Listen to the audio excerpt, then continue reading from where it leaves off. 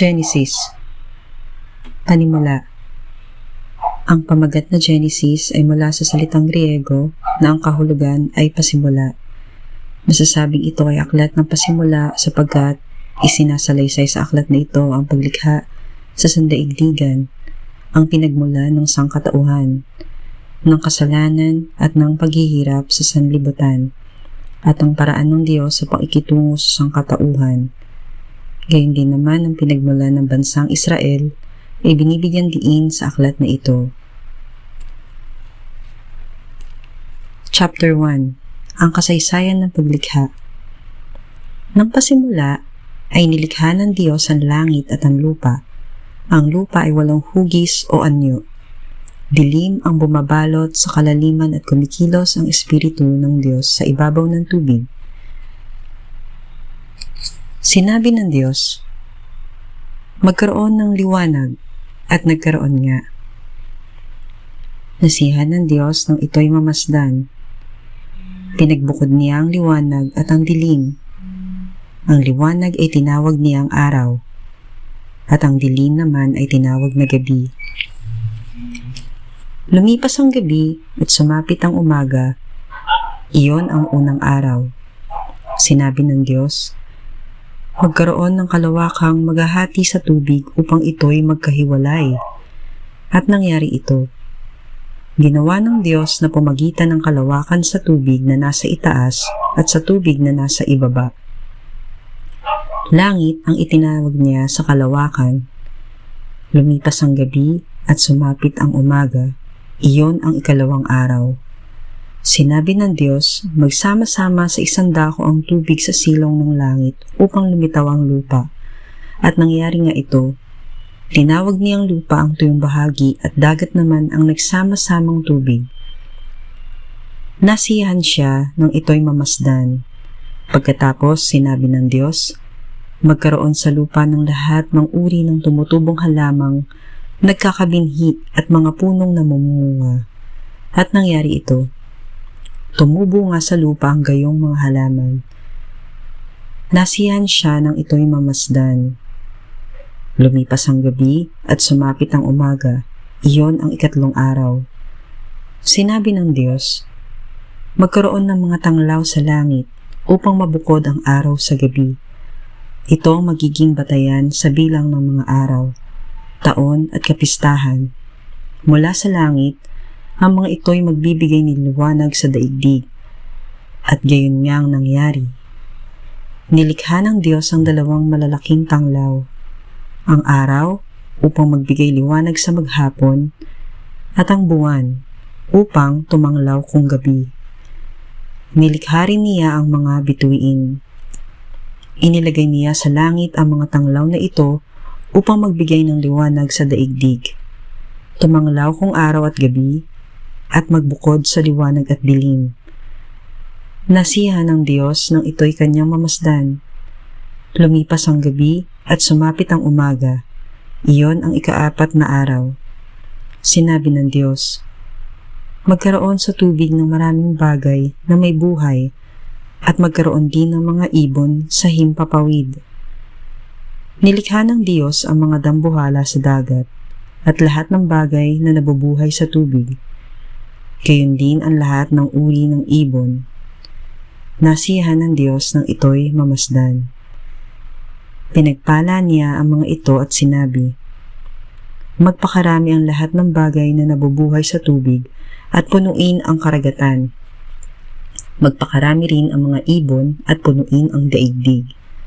Lumipas ang gabi at sumapit ang umaga, iyon ang ikalamang araw.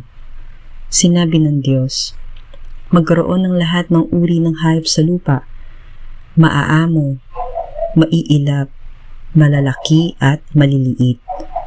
At gayon nga ang nangyari. Ginawa nga niya ang lahat ng ito at nasiyahan siya nang ito'y kanyang mamasdan. Pagkatapos, sinabi ng Diyos, ngayon, likhain natin ang tao ayon sa ating larawan, ayon sa ating wangis. Sila ang namamahala sa mga isda, sa mga ibon, sa himpapawid at sa lahat ng hayop, maging maamo o mailap, malaki o maliit. Nilalang nga ng Diyos ang tao ayon sa kanyang larawan. Sila'y kanyang nilalang na isang lalaki at isang babae, at sila'y pinagpala niya. Sinabi niya, "Magpakarami kayo at punuin ninyo ng inyong mga anak ang buong daigdig, at kayo ang mamahala nito.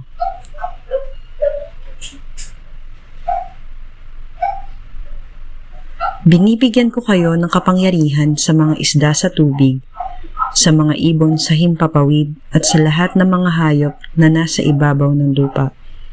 Ibinibigay ko rin sa inyo ang lahat ng uri ng halamang nagkakabinhi at mga bungang kahoy bilang pagkain ninyo. Ang lahat ng halamang luntian ay ibinibigay ko naman sa lahat ng hayop sa ibabaw ng lupa at sa lahat ng mga ibon." At ito nga ang nangyari. Pinagmasdan ng Diyos ang lahat niyang ginawa, at lubos siyang nasiyahan. Lumipas ang gabi at sumapit ang umaga, iyon ang ika-6 na araw. Chapter 2. Ang halamanan ng Eden. Nilikha nga ng Diyos ang langit at ang lupa at ang lahat ng bagay na naroroon. Tinapos niyang likhain ang lahat ng ito sa loob ng 6 na araw, at siya yung nagpahinga sa ika-7 araw. Pinagpala niya ang ika-7 araw at itinuring itong banal, sapagkat sa araw na ito, siya nagpahinga matapos likhain ang lahat. Ganito ang pagkalikha sa langit at sa lupa. Nang likhain ng Panginoong Yahweh ang lupa at lahat ng bagay sa langit, wala pang anumang halaman o pananim sa lupa, sapagkat hindi pa nagpapaulan noon ang Panginoong Yahweh at wala pa ring nagsasaka. Ngunit, mayroon ng bukal ng tubig na dumidilig sa kapatagan sa lupa. Pagkatapos ginawa ng Panginoong Yahweh ang tao mula sa alabok, hiningahan niya sa ilong at nagkaroon ito ng buhay. Gumawa ang Panginoong Yahweh ng isang halamanan sa Eden, sa dakong silangan, at doon dinala ang taong kanyang nilalang. Pinatubo niya roon ang lahat ng uri ng punong kahoy na magagandang pagmasdan at masasarap ang bunga. Sa gitna ng halamanan ay naroon ang punong kahoy na nagbibigay buhay, at gayon din ang punong kahoy na nagbibigay kaalaman tungkol sa mabuti at masama. Umaagos noon mula sa Eden ang isang ilog na dumidilig sa halamanan. Paglabas doon, ito'y nahahati sa 4 na sanga. Ang una, na kung tawagi, Ilog Pishon, ay umaagos sa lupain ng Havilah.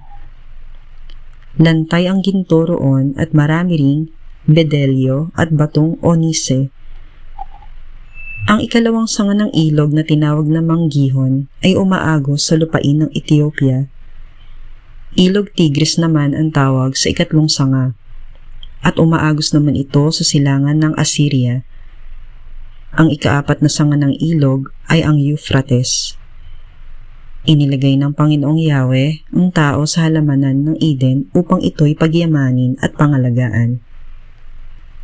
Sinabi niya sa tao, "Makakain mo ang alinmang bungang kahoy sa halamanan, maliban sa bunga ng punong kahoy na nagbibigay ng kaalaman tungkol sa mabuti at masama. Huwag na huwag mong kakainin ang bungang iyon, sapagkat sa araw na kainin mo iyon ay mamamatay ka." Matapos gawin ang lahat ng ito, sinabi ng Panginoong Yahweh, "Hindi mabuti na mag-isa ang tao. Bibigyan ko siya ng isang angkop na makakasama at makakatulong." Kaya mula sa lupa ay lumikha ang Panginoong Yahweh ng mga hayop sa parang at mga ibon sa himpapawid. Dinala niya ang mga ito sa tao upang ipaubaya rito ang pagbibigay ng pangalan sa mga iyon. Kung ano ang kanyang itinawag, iyon ang naging pangalan ng mga ito. Ang tao nga ang nagbigay ng pangalan sa lahat ng ibon sa himpapawid at hayop sa parang. Ngunit wala isa man sa mga ito ang nababagay na makasama at makatulong niya. Kaya't pinatulog ng Panginoong Yahweh ang tao. Samantalang nahihimbing, kinuha niya ang isang tadyang nito at pinaghilom ang laman sa tapat niyon. Ang tadyang na iyo'y ginawa niyang isang babae at dinala niya ito sa lalaki. Sinabi ng lalaki, "Sa wakas, narito ang isang tulad ko, laman ng aking laman, buto ng aking buto." Babae ang itatawag sa kanya sapagkat sa lalaki siya'y kinuha. Ito ang dahilan kaya iniiwan ng lalaki ang kanyang ama't ina. Nagsasama sila ng kanyang asawa at sila'y nagiging isa. Kapwa hubod doon ang lalaki at ang babae. Ngunit hindi sila nahihiya.